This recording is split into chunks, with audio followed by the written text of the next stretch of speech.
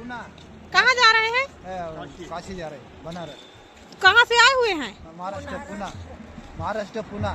महाराष्ट्र पुणे से आए हैं और काशी जाएंगे। कहाँ कहाँ घूमेंगे? काशी घूमेगा। पैदल यात्रा क्यों कर रहे हैं? ऐसे मन में आता है। कितने दिन से चले हुए हैं? अभी कितना दिन लगेगा जाने में? 70 दिन हो गए। 70 दिन हो गए। 70 दिन हो गया। कब तक पहुँचेंगे? अभी 10 दिन में पहुँचेंगे। तो महिलाएं भी है, आप देख सकते हैं। कहाँ जा रही हैं? काशी जा रही है। कितना दिन हुआ घर से निकले? 2 महीना हो गया। 2 महीना हो गया। चलो तो आप देख सकते हैं कि ये पैदल जा रहे हैं। आप ये देखिए, महिला पुरुष दोनों सभी लोग जा रहे हैं। ये निकालो बाबूजी, ये निकालो, ये